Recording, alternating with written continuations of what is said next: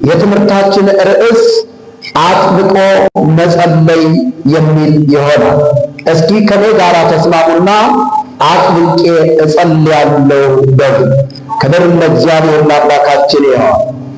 በሚዲያ የምትከታተሉ ወንድሞች እህቶች፣ በየትኛውም ዓለም ሆናችሁ ይህንን ፕሮግራም የምትከታተሉ ሰዎች አጥብቄ እጸልያለሁ እያላችሁ እንድትጽፉ ደግሜ በጌታ ፍቅር እጠይቃችኋለሁ።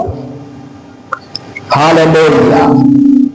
በዚህ አስጨናቂ ዘመን ወገኖቼ ሆይ አጥብቆ መጸለይ ለራስም ሆነ ለቤተ ክርስቲያን እንዲሁም ለሀገር እጅግ በጣም ቁልፍ የሆነ ጉዳይ እንደሆነ ከመጽሐፍ ቅዱስ መማር እንችላለን። ክብር ለእግዚአብሔር ይሁን። በዚህ ስፍራ ላይ ጴጥሮስ ሊገደል ውሳኔ ሊወሰንበት እንደነበረ መመልከት ትችላላችሁ።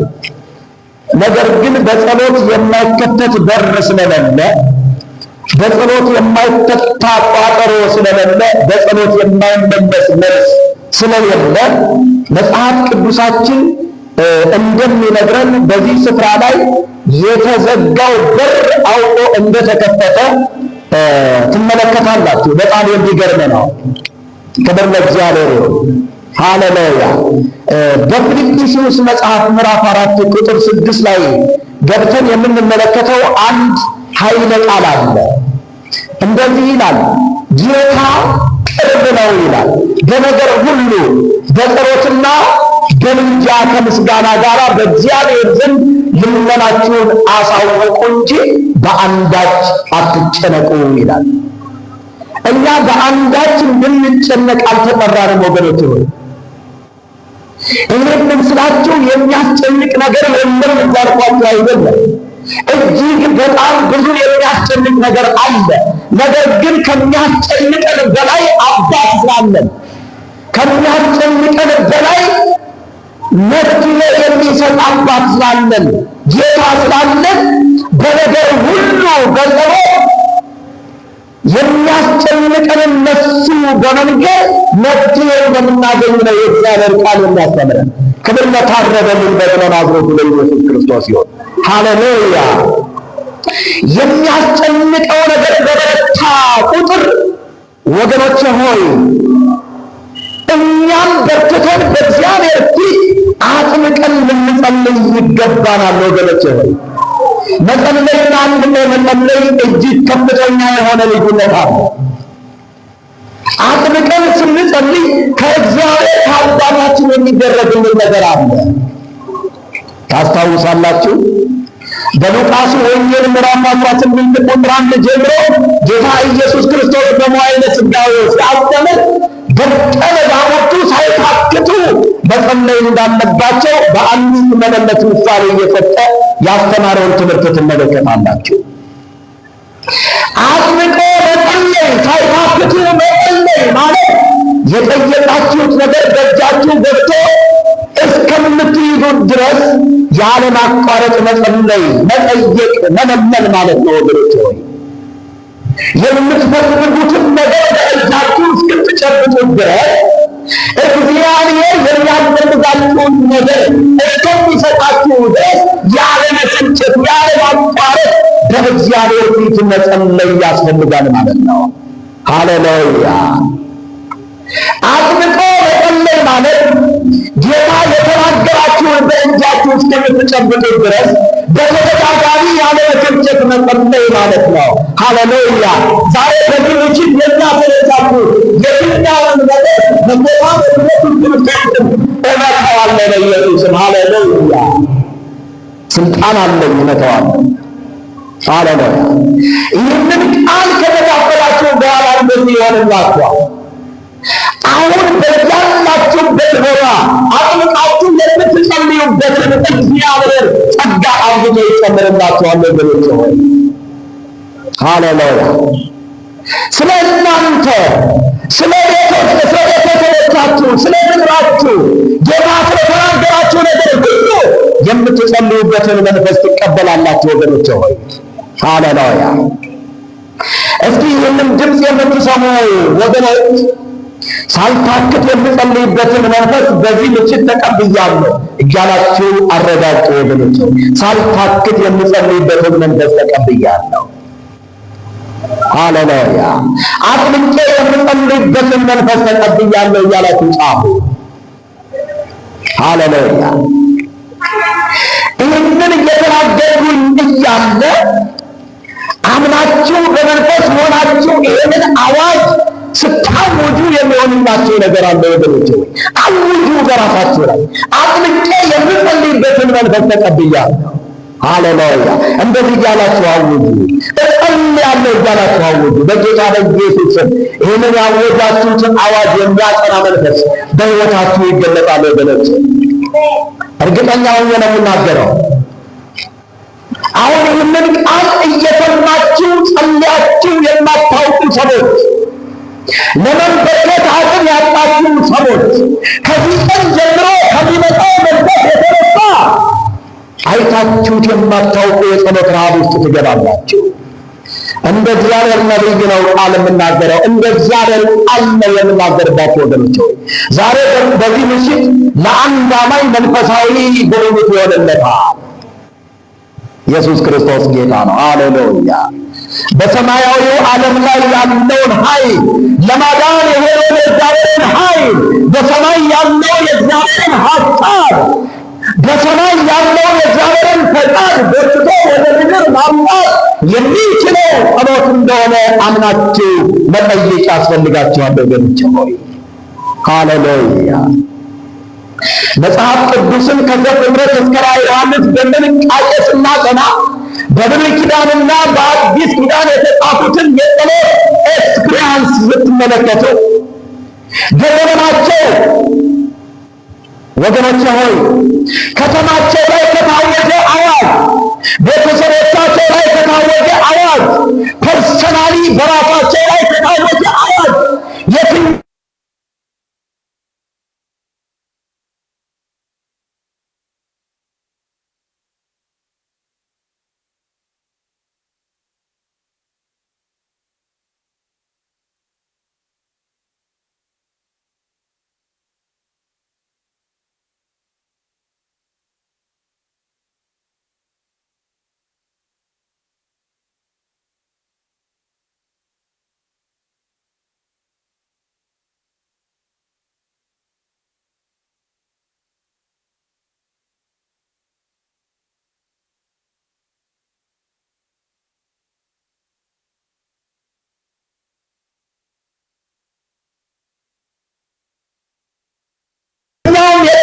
በጸሎት ነው ወገኖች።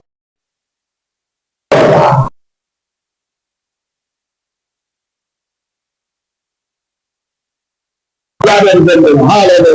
ክብር ለታረደን በናዝሬቱ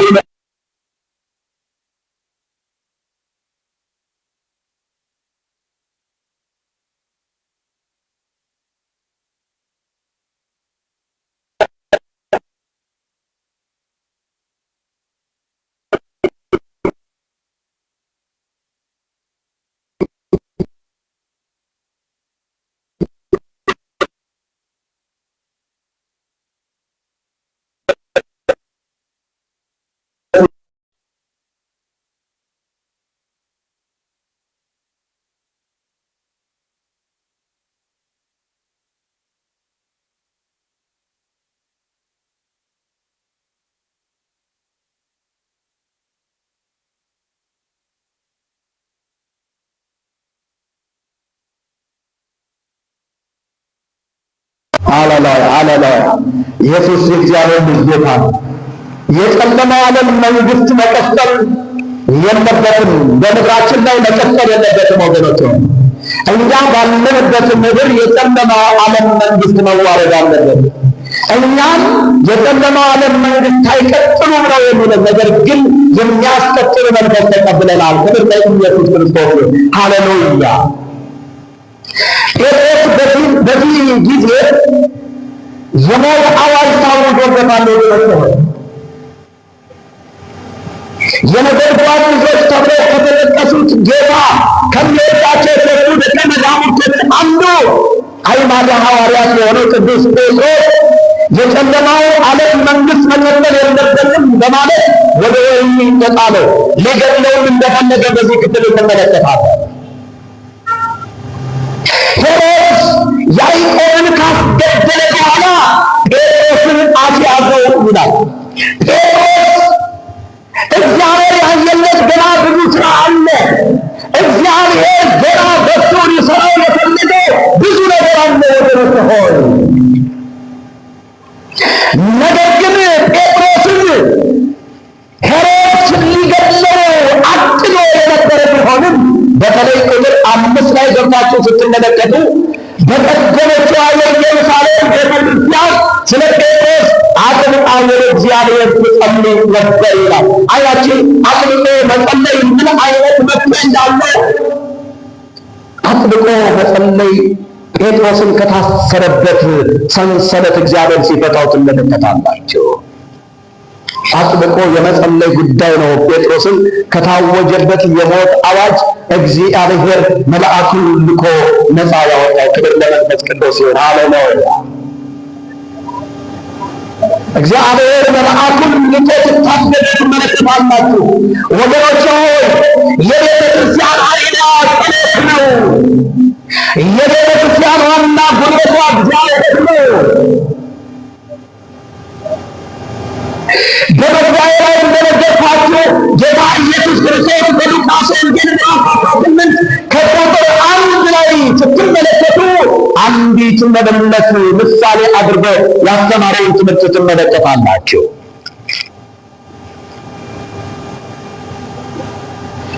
መበለቲቱ አንድም ካጠገቧ የሚያግባት ሰው የለም። ነገር ግን ሳትሰለች በአያሌ ቀን ወደ ዳኛው እየሄደች ፍረዱልኝ እያለች ትለምነው ነበረ። ፍረዱልኝ። ለአያሌ ቀን ሳትሰለች በዚህ ትለው ነበር ወገኖች። ሃሌሉያ። ይህቺ መበለት የሚረዳት ሰው ከጎኗ ባይኖርም አጥብቃ ሳትሰለች ወደ ዳኛው እየሄደች ፍረድልኝ ትላለች። ፍረድልኝ ነው የምትለው። ዛሬ በዚህ ምሽት ወገኖቼ ቃሉን አምናችሁ ስትቀበሉ እግዚአብሔር ይፈርድላችኋል። በየትኛውም አጣብቂኝ ጉዳይ ያላችሁ፣ በየትኛውም እንቆቅልሽ ያላችሁ፣ በየትኛውም ጥያቄ ውስጥ ያላችሁ ሰው እንደ እግዚአብሔር ቃል ነው የምነግራችሁ። ክብር ለመንፈስ ቅዱስ። በዚህ ምሽት እግዚአብሔር ይፈርድላችኋል። ሃሌሉያ ሃሌሉያ። የሚገርም ነው። በተለይ ቁጥር 5ን ስትመለከቱ አጥብቃ በመደገሟ ምክንያት እንደተፈረደላት ይነግራቸዋል። ከቁጥር 7 ደግሞ ስትመለከቱ ወደ እግዚአብሔር ሌሊትና ቀን አጥብቀን መጸለይ እንዳለብን ነው ቃሉ በጥብቅ የሚያስተምረን። እኛ ምርጦች ብሎ ነግረናል። ምርጦች። ክብር ለኢየሱስ ክርስቶስ ይሁን። አይገርምም? በዚህ ትምህርት ስለ ጸሎት 3 ነጥቦችን አነሳና ጸልያለሁ። አንደኛውና ዋነኛው የምንጸልየው እግዚአብሔራዊ ትእዛዝ ስለሆነ እንጸልያለን። ጸሎት እግዚአብሔራዊ ትእዛዝ ነው። ስለዚህ እግዚአብሔራዊ ትእዛዝ ስለሆነ ምን እንላለን? እንጸልያለን። አንተ ግን ስትጸልይ ወደ እልፍኝ ግባ፣ መዝጊያህንም ዘግተህ በስውር ላለው አባትህ ጸልይ፣ በስውር የሚያይ አባትህም በግልጥ ይከፍልሃል ይላል። እግዚአብሔራዊ ትእዛዝ ነው ወገኖች ሆይ፣ እግዚአብሔራዊ ትእዛዝ ስለሆነ ነው የምንጸልየው። ስንጸልይ ግን ጸሎትን እንጨምርበታለን። ስንጸልይ ምን እንጨምርበታለን? ጾም እንጨምርበታለን። ጾም ጨምረን በጸሎታችን ላይ በእግዚአብሔር ፊት ተደብቀን ማንም ሰው ሳያውቅ የምንጸልየው ጸሎት አለ ወገኖች ሆይ። የምንጾመው ጾም አለ ወገኖች ሆይ። በራችንን ዘግተን በስውር በር የማይከለክለው አባታችን በግልጥ ዋጋችንን እንደሚከፍለን አምነን ነው የምንጸልየው። ክብር ለመንፈስ ቅዱስ ይሁን። ሃሌሉያ። አይሁዳውያኖች በቀን 3 ጊዜ ይጸልያሉ። አይሁዳውያኖች በቀን 3 ጊዜ ይጸልያሉ። ጠዋት 3 ሰዓት እና ቀን ላይ ደግሞ 6 ሰዓት፣ ከዛ ደግሞ 9 ሰዓት ከቀኑ ይጸልያሉ። ወገኖች ሆይ ለዚህ ዋነኛ ማስረጃ ሊሆነን የሚችል የዳንኤል ሕይወት ነው። የዳንኤልን ሕይወት ስትመለከቱ ከአይሁዳውያን ወገኖች ተማርኮ ወደ ባቢሎን ሲወሰድ ከእርሱ ጋር የተማረኩ ብዙ አይሁዳውያኖች መጸለያቸውን አላቋረጡም። ወገኖች ሆይ በምርኮ ውስጥ ሆነው ጸሎትን ይጸልያሉ እነዚህ አይሁዳውያኖች። ወገኖች ሆይ ይህ ሰው ግን ማንም ሳያስገድደው በሚያየው ነገር ሳይፈራ በባዕድ አገር ነኝ ብሎ ፍርሃት ሳይገድበው በእግዚአብሔር ፊት ተንበርክኮ ይጸልይ ነበረ። ክብር ለቃሉ ለዘመን ለአብሮቱ ለኢየሱስ ክርስቶስ ነው። በቀን 3 ጊዜ ይጸልይ ነበር ዳንኤል። 3 ጊዜ በቀን 3 ጊዜ ይጸልይ ነበረ። በዚህ ምክንያት በዙሪያው የነበሩ የባቢሎናውያንና የከለዳውያን ጠንቋዮችና መተተኞች በሱ ላይ ሰበብ ይፈልጉበት ነበር ይላል መጽሐፉ። ወገኖች ሆይ ነገር ግን ምንም አይነት ክፍተት ስላላገኙበት ይህንን ሰው የምንጥልበት ከአምላኩ ሕግ በስተቀር ሌላ አናገኝበትምና በጸሎት ላይ የሆነ አዋጅ እንዲወጣ እንማከራለን። በጸሎት ላይ የሆነ አዋጅ ንጉሡ እንዲያውጅ እንማከራለን እና ተማከሩና ዳንኤል በነበረበት ዘመን ማንኛውም ሰው ወደ አምላኩ ልመና እንዳያቀርብ እንዳይጸልይ ንጉሡ አዋጅ እንዲያወጣ በማድረጋቸው የሚሳካላቸው ቢመስላቸው ዳንኤል ግን በሀገሩ ባለበት ዘመን በዛ በቤተሰቦቹ በዘመዶቹ መካከል ያደርገው የነበረውን ነገር ሊቀይረው አልቻለም። በባዕድ ምድርም ሄዶ 3 ጊዜ በቀን ይጸልይ ነበረ ተንበርክኮ። ወገኖች ሆይ አላቆመም። መጽሐፍ ቅዱሳችሁን በትንቢተ ዳንኤል መጽሐፍ ምዕራፍ 6 ቁጥር 10 ላይ ገብታችሁ ስትመለከቱ ዳንኤልም ጽሕፈቱ እንደተጻፈ ባወቀ ጊዜ ወደ ቤቱ ገባ። የእልፍኙንም መስኮቶች ወደ ኢየሩሳሌም አንጻር ተከፍተው ነበረ።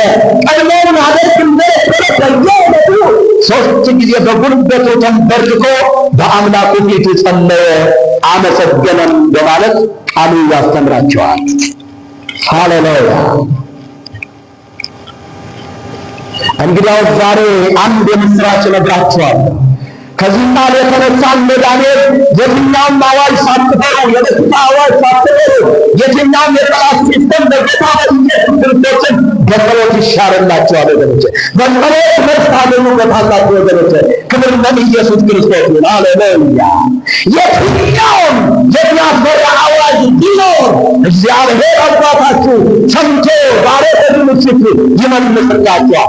መጽሐፍ ቅዱስ የእግዚአብሔር ቃል ሲናገር ወደ ቤቱ እመልስልሃለሁ፣ አንተ የማታውቀውን ኃይለኛና ታላቅ ነገርን አደርግልሃለሁ የሚለው። ሃሌሉያ። ይህንን ያለው እግዚአብሔር ታማኝ ነው ወገኖች፣ ታማኝ ነው እግዚአብሔር። ይህንን ሁሉ ርሳችሁን አዝቃችሁ የምትጸልዩበትን መንፈስ ዛሬ በዚህ ምሽት ትቀበላላችሁ። ይህንን ቃል የሚያምን አንድ ጀግና አማኝ ተቀብያለሁ እያለ ይናገር እስኪ ወገኖች ሆይ። ይህንን ቃል የሚያምን አንድ ጀግና አማኝ ተቀብያለሁ ይበለኝ። ክብር ለኢየሱስ ክርስቶስ ይሁን። ሃሌሉያ። አያችሁ በዚህ ስፍራ ላይ ዳንኤል በመጸለዩ ምክንያት የሞት አዋጅ ታውጆበታል። አማኝ ማለት የሞት አዋጅ እያለ ምንም ፍርሃት ሳይገድበው ወንጌልን በታማኝነት የሚሰብክ ነው። ስለ ወንጌል መከራን ለመቀበል የተዘጋጀ፣ ስለ ወንጌል ሁሉን ለመሆን የተዘጋጀ ነው የሚያስፈልገው ወገኖች። ክብር ለኢየሱስ ክርስቶስ። አጥብቆ ወደ አምላኩ የሚጸልይ ሰው፣ የሆነ አዋጅ ታውጆ አጥብቆ ወደ አምላኩ የሚለምን አጥብቆ ወደ እግዚአብሔር የሚጸልይ ጀግና ምን ያስፈልጋል ወገኖች ሆይ? ሃሌሉያ! ኢየሱስ ጌታ ነው። ኢየሱስ ጌታ ነው። ዛሬ በዚህ ምሽት ጥሳችሁ የምትሄዱበትን የመንፈስ ጉልበት እግዚአብሔር አብዝቶ ይጨምርላችኋል። የጸሎት ኃይላችሁን እንደገና ይታደሳል ወገኖች፣ እንደገና ይታደሳል፣ እንደገና ታድሶ ይሆንላችኋል። ዳንኤልን የትኛውም ሊያጠፋው የተላከው ነገር ያላጠፋው ከአምላኩ ጋር ያለው ህብረት ታላቅ ስለሆነ ነው። ይህንን ቪዲዮ ለምትመለከቱና ይህንን ድምፅ በየትኛውም እንቆቅልሽ ውስጥ ሆናችሁ እየሰማችሁ ላላችሁ ለእናንተ እንደዚህ ብዬ እናገራለሁ። አንድ ትንቢት እናገራለሁ። ሃሌሉያ! የጸሎት ሕይወታችሁን የሚቀይር መለኮታዊ ቅባት፣ የጸሎት ሕይወታችሁን የሚቀይር መለኮታዊ ግሎሪ በኢየሱስ በእያንዳንዳችሁ ላይ ይለቀቃል ወገኖች ሆይ። ሁለተኛው ከአምላካችን ጋር ህብረት የምናደርግበትና የምንነጋገርበት ቋንቋ ነው። ጸሎት ቋንቋ ነው። የምንግባባበት ከእግዚአብሔር ጋር የምናወራበት ቋንቋ ነው። ህብረት የምናደርግበት ነው ወገኖች። ስለዚህ ከእግዚአብሔር ጋር ህብረት የምናደርግበት ስለሆነ ምን እንላለን? እንጸልያለን ማለት ነው። ክብር ለእግዚአብሔር። ሃሌሉያ! ከእግዚአብሔር ጋር ህብረት ማድረግ፣ መነጋገር፣ ማውራት። እግዚአብሔር አባታችን ነው። ልክ እንደ አባት ከእግዚአብሔር ጋር መነጋገር። ኢየሱስ ክርስቶስ ጌታ ነው። ሃሌሉያ! ሶስተኛው የምንፈልገውን ነገር ለማግኘት ወይም ደግሞ በንስሐ የእግዚአብሔርን ፊት ለመፈለግና ለውጥ ለማድረግ እንጸልያለን። ለውጥ ለማድረግ እንጸልያለን። በእግዚአብሔር ፊት ንስሐ ለመግባት ለውጥ ለማድረግ እንጸልያለን። ለዚህ ነው ጌታ ኢየሱስ ወደ መገለጥ ተራራ ወጥቶ በጸለየ ጊዜ ወዲያውኑ ሰማይ ተከፈተና ከእግዚአብሔር ጋር ንግግር ማድረግ ጀመረ። ክብር ለኢየሱስ ክርስቶስ ይሁን። ቀድሞ የነበረው መልክ እስከሚለወጥ ድረስ ኢየሱስ ክርስቶስ በዛ በመገለጥ ተራራ ላይ ልብሱ ሳይቀር ነጭ ሆነ ብሎ ይነግራቸዋል። ወአልባሲሁ ጸዓዳ ከመ በረድ ይለዋል የግዕዙ ቃል። ሙሴና ኤልያስ በቀኝና በግራ ቆመው አነጋገሩት። ከሰማይም ድምፅ መጣ። በዚህም ሌሊት ተኝተው የነበሩ ሦስት ደቀ መዛሙርት የሆነውን ነገር እንደተፈጠረ አውቀው በተለይ የሐዋርያት አዕማድ የሆነው ቅዱስ ጴጥሮስ ጌታ ሆይ በዚህ መሆን ለእኛ መልካም ነው በማለት ተናገረ። በዚህ መሆን ለእኛ መልካም ነው። ጴጥሮስ በፍጥነት ወደ ኢየሱስ ክርስቶስ ሄደና በዚህ መኖር ለእኛ መልካም ነው፣ ስለዚህ 3 ዳሶችን መስራት ይገባናል አለ። አንዱን ለአንተ፣ አንዱን ለሙሴ፣ አንዱን ለኤልያስ። በዚህ 3 ዳሶችን እንስራ አለ። አሐዘ ለከ ወአሐዘ ለኤልያስ፣ አሐዘ ለከ ወአሐዘ ለሙሴ ወአሐዘ ለኤልያስ ምድበር ማይደረ። አንዱን ለአንተ፣ አንዱን ለሙሴ፣ አንዱን ለኤልያስ፣ በዚህ 3 ዳሶችን እንስራ አለ። ልክ ይህንን እየተናገረ እያለ ከገናናው ክብር አንድ ድምፅ መጣ። ምን የሚል? ዝንቱ ውእቱ ወልድየ ዘአፈቅር ዘሣሁ ሰበኩ ለነቢዩ ስምዐዮ። የምወደው ልጄ እርሱ ነው። ከላይ የመጣው ድምፅ የምወደው ልጄ እርሱ ነው። የትኛው? ኢየሱስ። ሃሌሉያ! እርሱን ስሙት አለ። እርሱን ስሙት አለ። እነ ጴጥሮስ የራሳቸውን ሐሳብ ሲያቀርቡ የሚገርም እኮ ነው። እሱን ሰምታችሁ መኖር ይሁንላችሁ ወገኖች ሆይ። ባላችሁበት ስፍራ እጃችሁን ከፍ አድርጉልኝና ከዚህ የሥልጣን ቃል የተነሳ የመንፈስ ቅዱስን ድምፅ የምትሰሙበትን መንፈሳዊ ጆሮአችሁ እንዲከፈት ልጸልይላችሁ። ክብር ለኢየሱስ ክርስቶስ ይሁን። የጸሎት ረሃብ ውስጥ የሚያስገባ አጥብቃችሁ የምትጸልዩበትን ኃይል እግዚአብሔር እንዲሰጣችሁ ጸልይላችኋለሁ ወገኖቼ ሆይ። ሃሌሉያ! መንፈሳዊ ጆሮአችሁ እንዲከፈት ጸልይላችኋለሁ ወገኖቼ ሆይ። እንደ እግዚአብሔር ሰው ይህን አዋጅ አጸናለሁ በጌታ በኢየሱስ ስም። መንፈሳዊ ጆሮአችሁ ተከፈተ። አሜን የሚል አንድ ጀግና አማኝ ሆነለታል በጌታ በኢየሱስ ስም። ወገኖቼ ሆይ አጥብቃችሁ ስትጸልዩ በመንፈስ ከእግዚአብሔር ጋር ኅብረት ስታደርጉ ልክ እንደ ሳሙኤል መጥቶ እግዚአብሔር በስማችሁ ይጠራችኋል። የእግዚአብሔርን ድምፅ በኃይል ትሰማላችሁ። ድንገት ባልጠበቃችሁት ሁኔታ እግዚአብሔር በምድር መፍትሔ አድርጎ ያስነሳችኋል ወገኖቼ ሆይ። ሃሌሉያ! ታስታውሳላችሁ በመጽሐፍ ቅዱስ የእግዚአብሔር ቃል በዘፍጥረት መጽሐፍ ምዕራፍ 25 ቁጥር 34 ላይ ሃሌሉያ! ጌታ ኢየሱስ ስሙ ለዘላለም የከበረና የተመሰገነ ይሁን። ሃሌሉያ! በዚህ ክፍል ላይ ገብታችሁ አንብቡት ወገኖቼ ሆይ። እግዚአብሔር ቅርብ ነው። እግዚአብሔር በየትኛውም ስፍራ ሆናችሁ ብትጠሩት የሚሰማ አምላክ ነው ወገኖቼ ሆይ። ሃሌሉያ! ታስታውሳላችሁ ያዕቆብ አንድ ጊዜ ብዙ በራሱ መንገድ ሄዶ ብዙ ነገር ካካበተ በኋላ ገንዘብ ከያዘ፣ ከብቶችን ከያዘ፣ በጎችን ከያዘ፣ ሚስቶቹንም እንደዚሁ ካደረገ በኋላ ግን በራሴ የተመሰልኩት ነገር አላዋጣኝም ብሎ በእግዚአብሔር ፊት በምድረ በዳ ሲሄድ ትመለከታላችሁ። በምድረ በዳ ወደቀ ያዕቆብ። በምድረ በዳ አይገርምም? በምድረ በዳ ድንጋይ ተንተርሶ እግዚአብሔርን መፈለግ ጀመረ። እግዚአብሔር ሆይ ባርከኝ ማለት ጀመረ። እግዚአብሔር ሆይ ድረስልኝ ማለት ጀመረ ወገኖቼ። ከዛ እግዚአብሔር ራሱን ገድቦ ወረደ። ራሱን ገድቦ እግዚአብሔር ወረደ።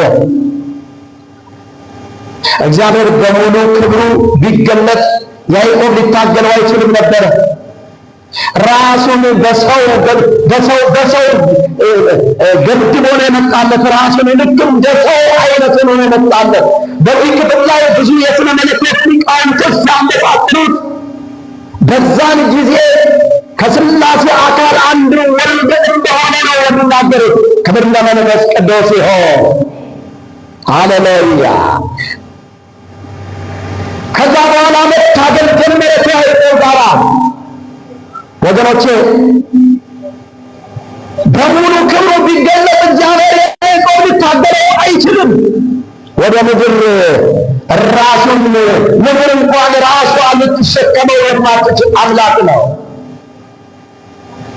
ያዕቆብ። እግዚአብሔር ፊት ለፊት ሲወርድለት እግዚአብሔርን ያዘውና ካልባረከኝ አልለቅህም፣ ሕይወትን ካልባረክ ካልቀየርከው አልለቅህም። እግዚአብሔር በዚህ ምሽት ሕይወታችሁን ይቀይረዋል። ቃሉ ሕያውና ዘላለማዊ ስለሆነ ያኔ 21 ዓመት ሙሉ በድካም በድምቀት ያገኘው ገንዘብ ሁሉ ከምን እንደሆነ ገባው ያዕቆብ። 21 ዓመት ሙሉ በራሱ መንገድ የሄደበት ያዕቆብ ከንቱ እንደሆነ ገባው ወገኖች። ምናልባት ብዙዎቻችሁ በራሳችሁ መንገድ ብዙ አይነት ርቀት ሄዳችሁ ሊሆን ይችላል ወገኖች። ያለ እግዚአብሔር የሄዳችሁበት ነገር ሁሉ ከንቱ ነው፣ ከንቱ ነው ወገኖቼ። 21 ዓመት ሙሉ በድካምና በብርታት ያገኘሁት አይደለም በረከት። በረከት ያንተ ብቻ ነው እያለ ሌሊቱን ሙሉ ከእግዚአብሔር ጋር ሲታገል እግዚአብሔርም ያዕቆብን እንደዚህ አለው፣ አሁን ሊነጋ አልፏልና ልቀቀኝ ሲለው አልለቅህም፣ ካልባረከኝ አልለቅህም ያለ አሁንም ይታገለዋል። እንደዚህ አይነት አማኞች ምን አይነት አማኞች እንደሆኑ ታውቃላችሁ። የሆነ የሚያስፈራ ነገር ሲመጣ ፈርተው ጸሎት የማያቋርጡ ናቸው። ክብር ለእግዚአብሔር ይሁን። የሚያስፈራውን ነገር በጸሎት ነው የሚቀይሩት። እንደዚህ አይነት አማኞች ጸሎት የማያቋርጡ። ክብር ለእግዚአብሔር ይሁን። አሁን እኮ የሆነ የሚያስፈራ ነገር ሲኖር ጸሎት ለመማር የሚሉ ጸሎት የሚያቋርጡ እጅግ በርካታ በድካም ውስጥ ያሉ በስም ክርስቲያን ተብለው የተጠሩ ሰዎች አሉ። ወገኖች አሉ። የሆነ የሚያስፈራ ነገር ሲመጣ ፈርተው የሚያቋርጡ ነው። እንደዚህ መሆን የለበትም። በመከራም በሐዘንም በችግርም ጊዜ ልክ እንደ ጴጥሮስ በወህኒ ቤት ውስጥ ሆኖ ያለማቋረጥ እግዚአብሔር